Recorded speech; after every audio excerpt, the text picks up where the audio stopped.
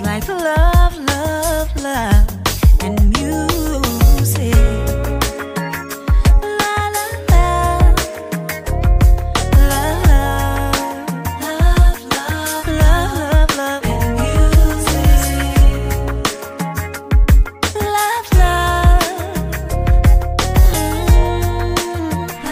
Hello, hello, hello, hello, hello, everyone. Thank you for tuning in. I am Jay Lee. This is Jay Lee's Corner. This is my review for part 2 of Black Ink Crew New York season 7. This is episode 2. Y'all already know. Subscribe, please. Y'all already know. Be an active subscriber. Y'all also already know. Don't forget to hit that notification bell.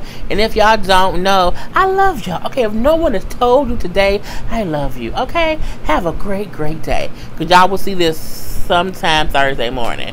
Cause it's 3:36 in the morning and the bitch is tired. I want to get that on out to you guys. Anyway, I reviewed episode 1. Y'all know this episode was a 2-parter. It was part 1 and part 2. And I did not want to do all of them in one video because I have my notes written separately. So, yeah. Anyway, so part 2, we see Sky trying to calm Cease down. Why? Because Cease is upset, feeling overwhelmed because the crew was all hanging out in the pool, drunk or whatever, not trying to help. Sky talking about how she's finna go to, Texas to be with her son for his graduation. So he's just all, you know what I'm saying, up in his feelings. He didn't flip the goddamn on table, told her how he about to have me in debt, and I told him he was stupid for that because it's kind of crazy. If you have not seen my part 1 review, go ahead and watch that. It's up on my channel. It should be by now. So we see him, her just basically calm him down, let him know that, you know what I'm saying, you okay, you got the team here, we all great, great, great, great, great, and we gonna all make it do what it do, so don't worry about it. And you're like, you know what, you right, I brought everybody here for a particular reason, and I need to just trust in that. And I feel like y'all there for a while. You know, the first time anybody gets to New Orleans, they partying. You know what I'm saying? Little party. So they just do a little party, whatever, and let them get it out their system. And I think it's still like your birthday weekend, so you partying too, so let it go.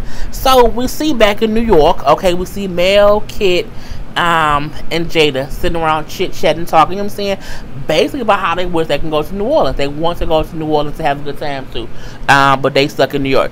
Mel then brings up how she actually has family in New Orleans that she's never met before. They're like, oh really, what's that about?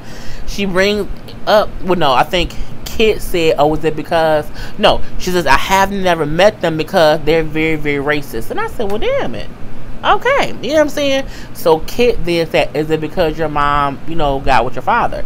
And she said, yes. So her mom is white, her father is black, and when her white mother married her black father, her family, like, you know what I'm saying, disowned her. And she said, she said it happened about 40 years ago that they've never accepted the fact that her mom and her dad, are together. She brings up how, and it's crazy because she's like, they're still together to this day, so I don't see why they have such an issue with that. She brings up how she wished she can meet them because, again, my father's still with my mother, so I don't get how they still feel like that. I feel like this. I would not want to meet my racist family peoples. If you racist and you don't like black people and I'm black, then you don't like me. Okay, my thing is, blood don't make you family. Family makes you family. I have closer relationships to people who are not my blood relative than anything else. Like Karla is not my family, but she's my family, okay? She's like my fucking sister, okay? So sometimes, blood don't make you family or whatever. So I don't think I can be like, you know what I'm saying, I can't believe my racist family don't want to meet me because my father black, or how they disown my mom because she married a black man. I would give 0 fucks all day, every day. I would never want to meet them simply because they're racist. Point blank to the period. You know what I'm saying? And I feel like reaching out to them might hurt you more than anything else. Let's just say that. But we actually see it happen. We see it happen. So, what's crazy is, last season we saw Mel meet people from her father's side of the family for the first time. So for me, I'm like, it's crazy that her father left home when he was young and kind of was distant from his family, and she did not meet them until she was, until last season. And her mom family disowned her. So it's kind of weird. Like, when you grew up with both parents, families not around, like, I would feel so strange. I would feel like, am I in a cult? Like, where are all the other people? Like, I was raised, like, I have a huge family on each side of my family. Like, my mom's side of my family, my dad's side of my family, even my biological father's side of the family. Where, each side is huge, huge, huge. So, I was raised with so many family members for all sides. Even the ones who I don't see much of back then or now, I still knew of their existence, and if I wanted to go see them, I could. It's just crazy to know that she kind of grew up and did not have, like, her parents' families around. It's just the weirdest thing to me that both her parents, had that happen to their lives. Anyway, she does bring up how, because she then go to see Bae a little bit later on in the episode.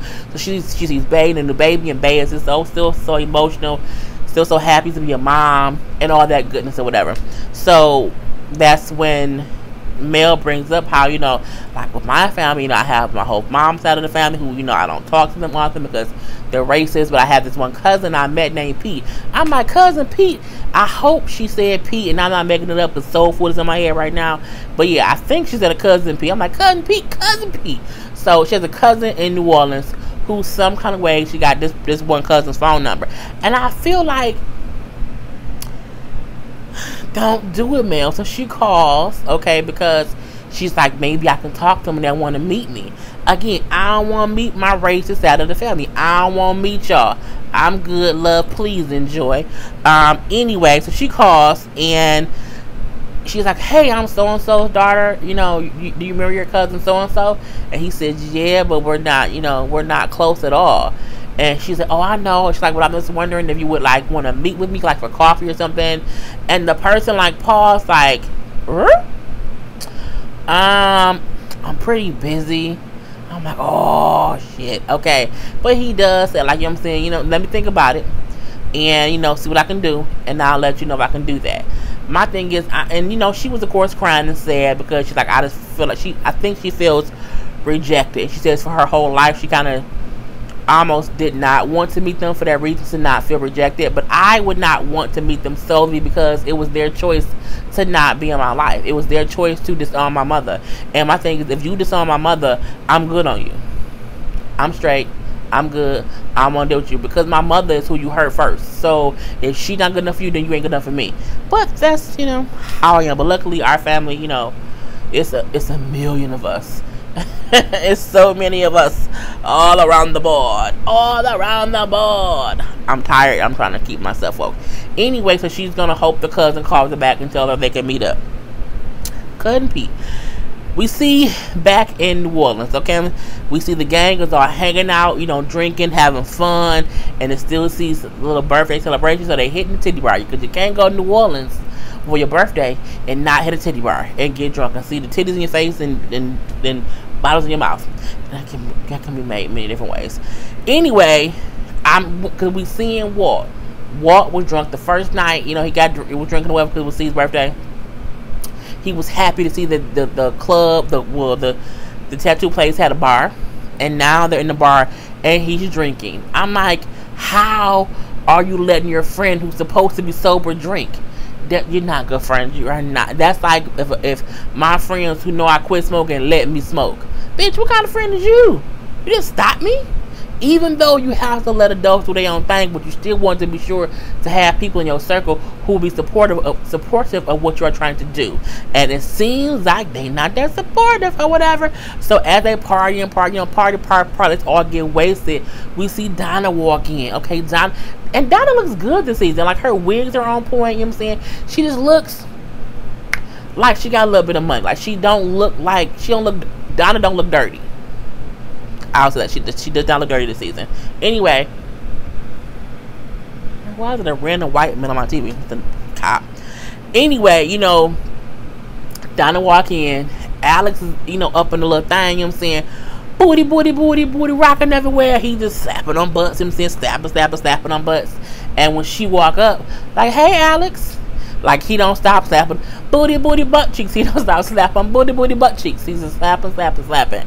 And, like, it was weird because he was looking at her, but still, like, You ain't gonna stop, snapping them asses to say something to her. And she got upset because, like, he did not get up to greet her. He just kept going about his day. I wonder if he was so drunk, if he thought he was hallucinating and that she wasn't really there. And she also had like a black wig on, so it took a minute for me to realize. I'm like, oh yeah, that is Donna. So I do wonder if he was just so drunk and probably high. Because let's be honest, I know they was out there smoking. If he did not realize that she wasn't a mirage, and so she then gets pissed off because again he did not stop and talk to her, and so it's weird because she's upset because the man who she don't want to be her boyfriend and won't label her, or she doesn't want labels, how he won't get up and stop getting lap danced or whatever. But then he upset with her because the woman who he wants to be his woman is upset that he did not acknowledge her. I'm like, y'all both are dumb. You don't want to say you and him are in a relationship, but you get upset when he do shit that people don't do. If he just fucking you, girl, he don't have to get up. Y'all in the whole situation shit. And for you, Alex, if you really want to be with her, when she walk in, acknowledge her. Hey, babe. Hey, kiss her, hug her, all that good stuff, and then have her come sit down next to you, and y'all both smack some asses, okay? Because ain't nothing wrong with a little, titty bar ass smack. It is what it is. Anyway, she's pissed, but she's extra pissed. Because he's too lax. He was too lax with it, and she felt disrespected. So what she doing? She throwing the drinks, throwing all kind of stuff around. And what I don't, because she's just talking stuff all over. I'm looking like, bitch, someone has to clean that up. Why are you making a mess? I never understand how people be out in public and will literally start picking up stuff and throwing it around, making a full mess as if they have to clean it. People have to clean that stuff up. It's just crazy. I can't be in, look, for me to be in public and make a whole mess, it has to be a whole melee. Somebody would have to put their hands on me, my mom, my sister, someone would have had to physically touch someone in order for me to make a mess. And the only reason I would probably make a mess is because I'm getting everything out the way for me to get that ass, okay? And that's it. But I ain't the one to pick up a whole bottle of liquor and like throw it at the wall. That's for exaggeration purposes. No, bitch, I'm gonna get it out the way and I'm gonna strangle you. But I'm like, girl, bye. So she was just acting all foolish and crazy stuff. He like, why are you tripping? What's wrong with you? You being so extra. And she was being extra with the throwing of the stuff. Like, she had a right to be upset, even though she don't want to claim him as her man. But she had a right to be upset that he did not acknowledge her when she walked in. But Donna crazy anyway, so it was what it was. At this point in time, seems like, well, no, the next day, because he was busy, as he said, he was basically bagging a stripper. And the next morning, he said how he was wondering why the hell Donna was even here. Like, her ass, she back in New York, handling New York stuff. I'm like, well, she's in New Orleans, handling, Alex. Anyway, they planned a soft opening for the tattoo shop, whatever. And he kind of said, Walt, we hear him say, Walt, you are in charge of promotion. He like, all right, but I got it. This is my thing about promotion. You can promote shit to the high heavens. You can promote. You can say, hey, this is going on here. This is going on here. Like I can say right now, Karla, who sings my intro, my best friend, will be singing at Duo's Lounge in Southfield on September 29th. I will be there with her to see her show.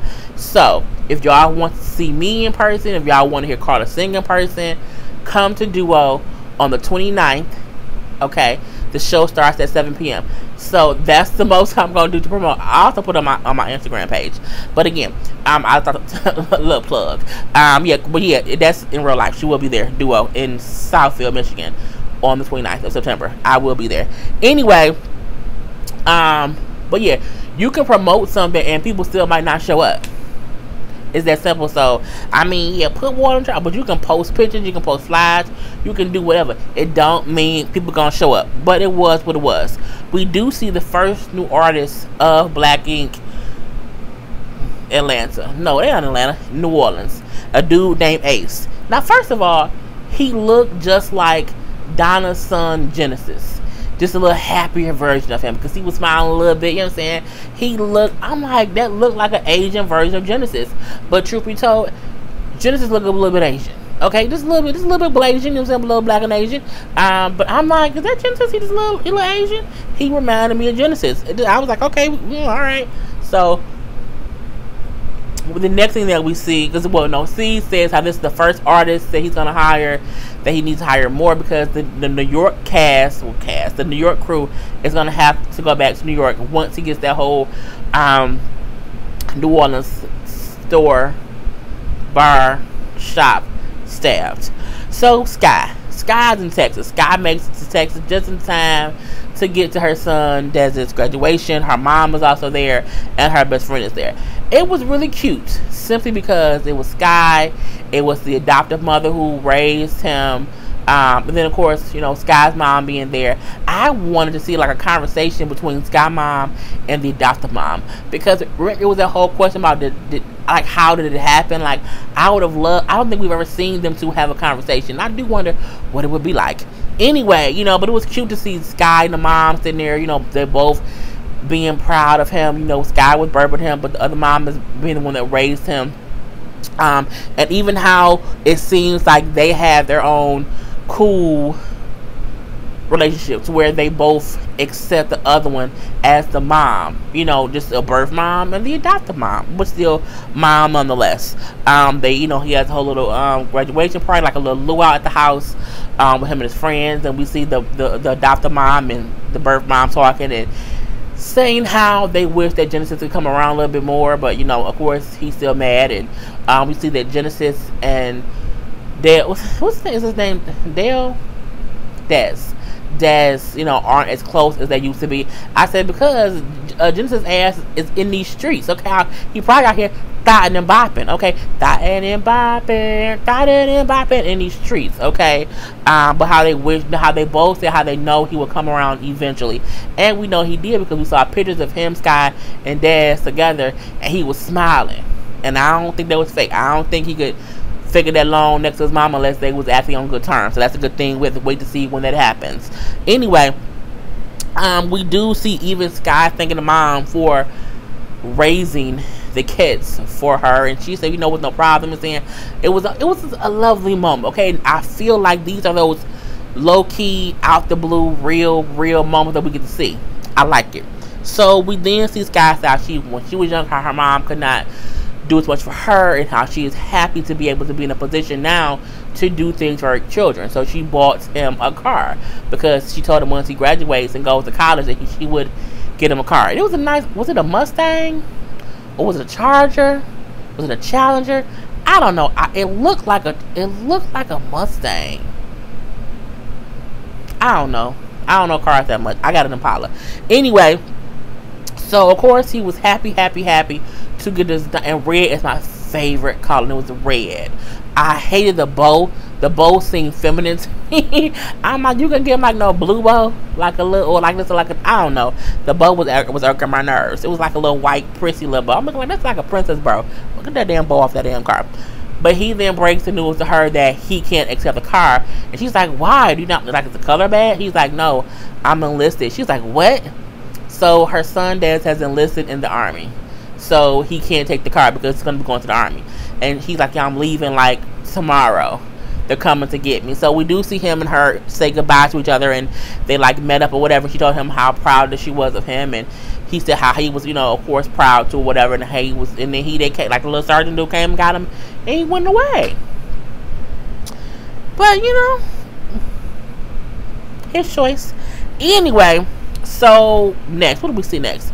Oh, Alex realized he fucked up with Donna. So he didn't call Donna to meet him or whatever. Donna has not went back to New York. She's still in New Orleans. So she agrees to meet up with him or whatever. He got a whole big ass bear. It looked like he had food in his hand, like a little bag of food. He had flowers. He had a lot of shit in his hand. And I'm like, boy, you should have met her at a restaurant to sit that shit down. Anyway, you know what I'm saying? He brings up how he really cared for her, how he know that he fucked up. He did all the things wrong in that moment, and he did not think about it. I thought he probably was drunk and high. I'm telling you, he was probably real drunk and real high. And she popped up, and he would just call off guard. Anyway, it does not excuse him. I'm thinking his ass was just too damn high.